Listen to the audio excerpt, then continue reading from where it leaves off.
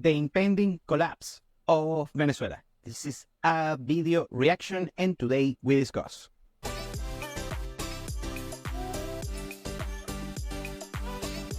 Welcome to Venezuela Insider, the only place in Venezuela for expats, digital nomads, entrepreneurs, investors, travelers, and related internationals. For more information, venezuelainsider.com. Today I'm reacting to a gentleman named Peter Zeihan, I believe how to pronounce it. He's a geopolitics analyst, and he has actually a large YouTube channel, and he makes analysis about, geopolitics and economics, things of that nature. And actually he is quite good and has a large following.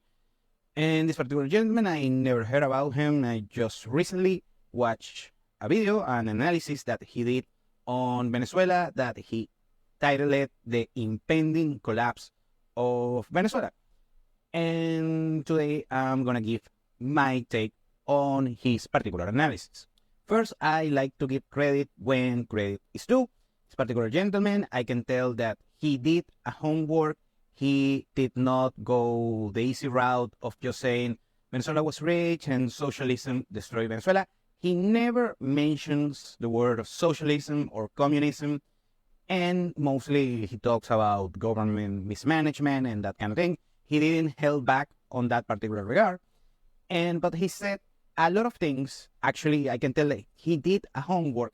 However, most of that information is not exactly accurate and is biased. I mean, I don't know if this particular gentleman first has ever been in Venezuela in the first place. I don't know if he speaks Spanish or a decent Spanish in order to analyze the sources from the ground. But I mean, I like the take. I mean, I disagree on most things, but actually I can tell that he did his homework. But the biggest thing, I'm gonna spoil this for you guys later on in the video. I'm gonna explain this, that apparently this particular gentleman doesn't understand that much the oil industry. I don't believe that he is a petroleum engineer. And the funny thing though is that I am a petroleum engineer. So I'm going to discuss a couple of things here regarding his analysis, because it's based a lot, it's very centric regarding the oil industry. So let's start. First, he talks about the situation that we had in 2017. Of course, this is just standard. He mentions a third of the country migrated, and we had a famine and that kind of thing. We have, of course, scarcity, a lot of scarcity. Not as much a famine, but I mean, we had several issues between 2016 and 2017 regarding the access to food staples. I mean, so, okay, let's give them credit that yes, we had a famine. I mean, a little bit exaggerated, but call it a famine, but let's call it like that just for the sake of this video. Also, he mentions 1/3 of the Venezuelan population migrated, and that is inaccurate. Venezuela has total population between the people within the country and abroad around 33 million people. Now the numbers are skewed, are fudged regarding the number of migrants. The last number that I handle is 7.7 million migrants. Now, most of these numbers are having a double account, because many migrants, usually let's say the poorer ones, the poorer Venezuelan migrants, what they did is migrated, crossing the border, so walking between other countries in South America, and usually they left the country via Colombia. Some of them also did it via Brazil, or Venezuela's neighbors. Very good on that. And they chose destinations like Peru, like Argentina, like Chile, like Ecuador, and of course a bunch just stayed in Colombia, and a handful of them stayed in Brazil. Okay, so many countries have double accounting regarding the migration population. So they usually count double people that entered to Colombia and then went to Chile, let's say. So they had to pass via Ecuador, Peru, and maybe Bolivia. And so that is registered like there are 5 different migrants, but usually it's just one migrant. crossing different countries in South America. The numbers that I'm managing right now. Okay, I'm taking the 7 million migrants. Those are my numbers. 7 million migrants, Venezuelan migrants, and 1 million repatriations right now. And that's an estimate, conservative estimate. I know a couple of people that have an estimate of 3 million repatriations. That will mean that there are like 4 or 5 Venezuelan migrants abroad still. And those numbers for me are a little bit, exaggerated. I don't have proof of evidence that those numbers are true. But my estimate is 7 million migrants and net 6 million and 1 million of repatriations that, of course, are here on the country. So at the end, we have like 20% of the population abroad. So that will be 1/5 of the population, not 1/3, like this particular gentleman mentions. Still a lot, of course, I have to give credit on that. But the migration influx has changed a lot, and I've done a handful of videos explaining how the Venezuelan migration has changed, mutated on the past 6 or 7 years. And on the future, we'll have to do an update on that. And they are going to the United States instead of choosing traditional places like Peru or Chile. This particular gentleman mentions that Venezuela had the highest standards of living in Latin America, in South America, and I agree with that. And thanks to all of this situation, Venezuela became a failed state, and of course, with large levels of poverty and economic destruction, something like that. Well, yes, that happened. Of course, Venezuela was on the highest levels, and he mentions education and culture and that kind of thing. We still have it, by the way, we still have culture and education, and that now Venezuela is a failed state. I disagree with that. I did my own analysis regarding if Venezuela was a failed state or not, because I used to joke about it, and that's no joke. Actually did a piece of content analyzing with bullet points and KPIs and how if Venezuela was indeed a failed state, and that is not the case. The failed state is used to describe a country that has no government or has a fractured territory. So one people control one part of the territory and other people control other part of the territory, that kind of thing. In Venezuela, it's not the case. Actually, the problem is excess of state, not lack of state. And using the failed state remark is very inaccurate in order to describe Venezuela. Of course, we have a bunch of issues, and regarding politics and economics, the situation has improved a lot since 2017. But of course, we are a long way to go. But it's very exaggerated to use the remark of failed state, so be careful with that. Now, he mentions the sanctions. Here's gonna come the good part of the video. The sanctions were partially lifted by the Biden administration during 2022, late 2022. We already reacted to that back on the day, until 2024. And here's the issue. That was on April, and the sanctions were conditioned that Venezuela, well, I'm talking the Venezuelan government, of course, they were going to comply of doing a fair election. And the Venezuelan government has not complied 100% with the demands of the United States regarding a fair election. Very good. And the sanctions were reimposed again. This is according to Peter Zeihan, and that is inaccurate. Let me explain yet again, because I had this issue just a few months ago, and I have to do a bunch of piece of content in order to explain how the sanctions work. Those sanctions were, I'm talking the sanctions against the oil industry and strategic activities with the Venezuelan government. Those are the limits of the sanction. Number one, that started on 2019 during Trump administration. Then on 2022, late 2022, those sanctions were eased by the Biden administration with the promise of a fair election. That happened indeed. Now, what happened is that on 2019, this is on Trump's administration, not Biden's, still a handful of companies had waivers in order to keep their operations in Venezuela, including Chevron. But I'm going to discuss just Chevron a little bit later.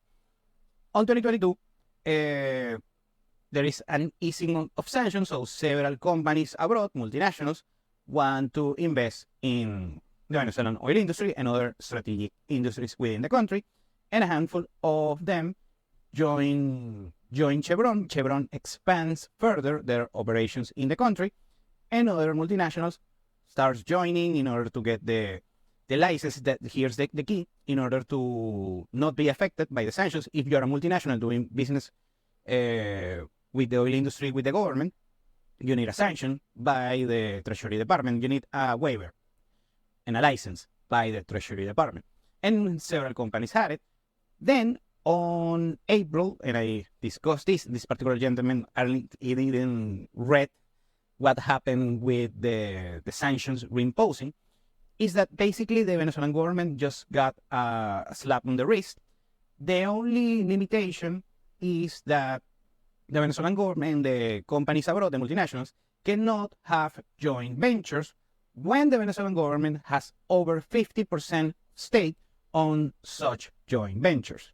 Now, he mentions oil production numbers that are kind of in the ballpark, but they are inaccurate. He mentioned that Venezuela at some point produced 4 million barrels of crude oil per day. That never happened. Venezuela used to produce around on the neighborhood of 3 million barrels of crude oil per day. And historically, we had a couple of peaks on production close to 3.4 million barrels. We never reached 4 million barrels of production per day. And right now we are producing 800,000. That number is actually between 800 and 900,000, so close to a million. And that depends, of course. The Venezuelan government usually overestimate their production compared to the numbers of OPEC. Now, he mentions that the Venezuelan oil industry, just recently, they were producing 1 million barrels of crude oil per day, and we had a dip from 1 million to 800,000. That never happened. That's completely false. And that's thanks to Chevron being retracting their production thanks to the sanctions. And that is completely inaccurate. Probably this gentleman, of course, that's the narrative that this particular gentleman just took. And Chevron, actually, and he mentions Chevron, that Chevron is backing down on their investments in the country. And that is not the case. Something let me explain about the Chevron in Venezuela. Between 2015 and 2018, many multinationals on the oil industry, the big ones, the juggernauts, were fleeing, just withdrawing in order to keep investing in the country, and they just retract their presence in Venezuela. Meanwhile, on the worst days regarding doing business, private business with the Venezuelan government, Chevron keep expanding their operations within the country. So they had a contrarian mindset regarding the oil industry. So meanwhile, the rest of the big Western multinationals were leaving, just a handful of them, including Chevron, and Chevron probably the most notorious one, they keep further their operations, expand their operations. They built buildings, expanded offices. So they had muscle. They put it on the on the table in order to keep their operations within the country, and they are not backing down. They didn't do it on the worst years, 2015, 2018, and they are not doing it now. That's one thing. The other thing is that recently the CEO of Chevron mentioned that they are not going to keep expanding their operations in the country, but they are going to keep the operations within the country that are significant. Now, the other thing is, this particular gentleman thinks that Chevron is the only company producing oil in Venezuela, and that is completely false. Chevron is responsible of 150,000 barrels of crude oil, so that will be something around less than 20%, something like on that number, 20% of the oil production. A joint venture with PDVSA, the state-owned oil company.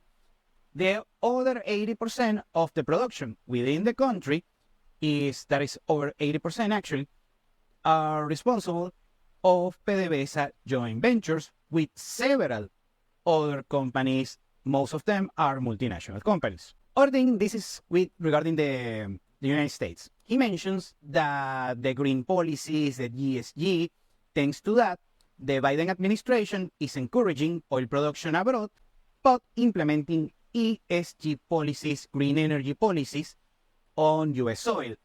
And that's the narrative. So by the way, I'm guilty of this. I bit that, that hook. I bit that, I ate that hook of the ESG, that oil is going to become, useless on the future. And when I did my research, because back then, when I bit that hook, of course, I was an expert on the oil industry, but not on the rest of energy industries, like, solar, wind, also uranium, and that kind of thing. So I did my due diligence, my research, and the results were that the oil industry is not going anywhere. Now, these ESG policies, ESG things, green energy, they're going to be in the future, yes, but they're not going to replace the oil industry. That's one thing. The second thing is that I thought the United States was actually being harsh against the oil industry within the United States, and that is not the case. Right now, in this particular gentleman, he mentioned that he's going to do a video of his own in the future talking about it,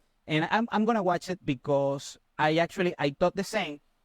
But you know that right now, during the Biden's administration, the United States is producing 13 million barrels of crude oil per day. They are by far the largest oil producers in the world, more than Saudi Arabia and Russia. So that's inaccurate. Now, the European Union, I think they're going that way. So they are pushing the ESG narrative, green energy, and they are also destroying their own energy industry. But the United States is not doing the same. The United States, tongue-in-cheek regarding ESG and green energy and that kind of thing. But de facto, on practice, they are still keeping the old school energy industry. Now, let's talk about the Venezuelan oil industry. According to this particular gentleman, he mentions that the domestic consumption of oil are 300,000 barrels of crude oil per day. That number is not inaccurate, but is overestimated. The oil consumption in Venezuela is around 150 and 200,000 barrels per day. Now, the biggest mistake, the biggest inaccuracy on the analysis of this gentleman is regarding the oil industry, and especially the Venezuelan oil industry. We already know that Venezuela has the largest oil reserves in the world, larger than Saudi Arabia. However, and this is a narrative abroad, that the Venezuelan oil industry, the Venezuelan oil reserves are worthless because they are heavy crude oil. Meanwhile, in places like, on the Persian Gulf, the Arabic Gulf, these countries like the UAE and Saudi Arabia and Qatar and those countries, they have light crude oil that is more valuable and easy to produce. And regarding the Middle Eastern producers, that is actually the case. However, in Venezuela, yes, indeed, the largest percentage of our oil reserves are heavy crude. However, and you have to make the difference here, is that first, Venezuela also has light crude oil and also has different kinds of crude oil, not only the heavy crude oil. And also, there is a big difference, and you can Google this if you want to take my word, is that there is a big difference between heavy crude oil and extra heavy crude oil. He mentions, and he called the Venezuelan oil, he called it a sludge. And that's, of course, as a petroleum engineer, and hold my beer, I have to make a reaction. And here, I'm going to explain something. Yes, indeed, we have heavy crude oil. However, heavy crude oil is not a sludge, still valuable. And actually, if you see the petroleum reference, the crude oil reference for Venezuela is called the Merey 16, actually trades just below the international markets, the international reference, that is the WTI, the West Texas, and the Brent, just a few dollars behind that. And the reason that is there is a gap actually between the Venezuelan crude oil and the international standard oil, like the Brent and the WTI, is thanks to the sanctions, because Venezuela has to sell that particular oil on a discount rate, and of course that makes it less valuable, not because the Venezuelan crude oil, it has no value. It's something I have to explain if you don't know anything about the oil industry. The oil industry is like a butcher shop. So you have your beef, and of course, the best beef is the tenderloin, the ribeye, the T-bone steak, things like that. But everything, if you have been in a butcher shop, everything from the cow is sold. The legs, the raw meat, the blood, the organs, the intestines, everything from the cow has value. Venezuela is like that. It's like a butcher shop for oil energy, and we have everything from the light crude oil to the heaviest of the crude oil. And this is another funny thing because he mentions that the crude oil of Venezuela is very, very, it's very, very thick. And you need to import naphtha in order to make a dilution and a process in order to sell that particular oil. That happens, but just a handful of the Venezuelan crude oil is like that. That's the extra heavy crude oil. And yes, doesn't have that much of economic value, but it's just a handful of the entire reserves of Venezuela. This is just the butcher shop explanation. So you need to import naphtha in order to dilute that particular oil and create an oil that is reasonably valuable and good, and then export it. And we have the technology in order to do so. Now we have to import the diluent, the naphtha, and that used to happen, by the way, that's accurate. However, it's just a small fraction of the Venezuelan production. Used to be a small fraction of the Venezuelan production. So everything from the oil is valuable.